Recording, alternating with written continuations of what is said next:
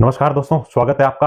Revised return के बारे में आज अपन बात करेंगे कि कैसे रिवाइज रिटर्न फाइल की जाती है, क्या क्या कंडीशंस है रिवाइज रिटर्न फाइल करने की, और क्या अपन टैक्स रिजीम चेंज कर सकते हैं न्यू टैक्स रिजीम से ओल्ड टैक्स रिजीम या ओल्ड टैक्स रिजीम से न्यू टैक्स रिजीम, और क्या ओरिजिनल आईटीआर भरने के बाद या प्रोसेस होने के बाद या रिफंड आने के बाद भी अपन आईटीआर रिवाइज कर सकते हैं क्या, उसका जवाब भी आज आपको इस वीडियो में मिलेगा। और step by step ITR revise कैसे फाइल की जाती है वो भी मैं इस वीडियो में डिस्कस करूंगा। आपने ओरिजिनल आईटीआर फाइल की और उस ओरिजिनल आईटीआर में आपको लगा कि कुछ ना कुछ मिस्टेक हुई है, आपने टैक्स कम पे किया है, ज्यादा पे करना चाहते हैं, या आपका रिफंड ज्यादा आ रहा था लेकिन आपको रिफंड कम मिला है, या कुछ भी ऐसी मिस्टेक्स जो कि आप करेक्ट करना चाहते हैं, तो आप आईटीआर रिवाइज्ड फाइल कर सकते हैं। रिवाइज्ड आईटीआर की लास्ट डेट जो होती है 31 दिसंबर, यानी इस साल रिवाइज्ड आईटीआर की लास्ट डेट 31 दिसंबर 2024, 31 दिसंबर 2024 तक आप रिवाइज्ड आईटीआर फाइल कर सकते हैं।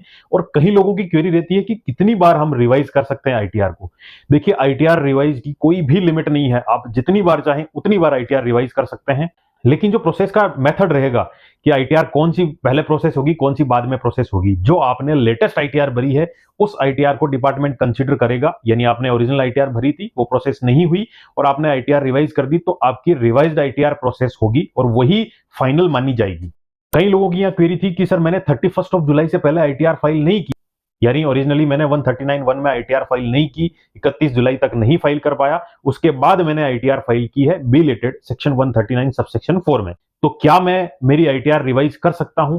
बिल्कुल, आप बिलेटेड आईटीआर को भी रिवाइज कर सकते हैं 31 दिसंबर 2024 से पहले। आप चाहे ओरिजिनल आईटीआर हो चाहे बिलेटेड आईटीआर हो, दोनों को रिवाइज कर सकते हैं।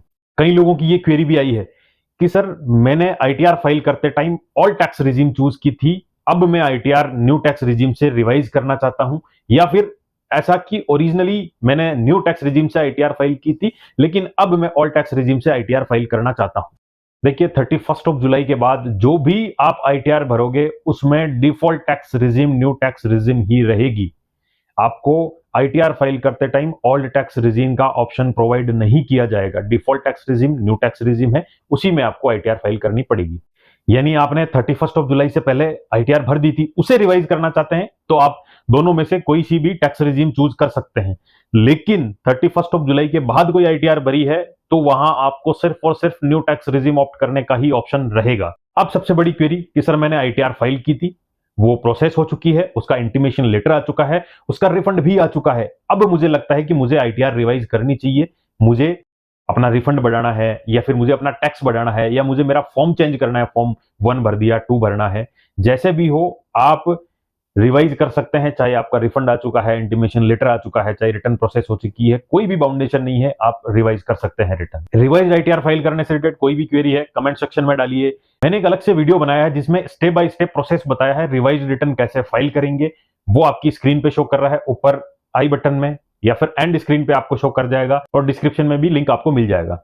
उसे देख के आप अपनी रिटर्न रिवाइज कर सकते हैं। और इनकम टैक्स से रिलेटेड बहुत सारी इंफॉर्मेशन मैंने अपने चैनल पे प्रोवाइड की है, वो आपको सभी वीडियोस का लिंक डिस्क्रिप्शन में मिल जाएगा, वहां देख सकते हैं और वीडियो लोगों के साथ शेयर कर सकते हैं ताकि लोग अवेयर हो सके, किसी भी तरह की कोई गलती ना रहे।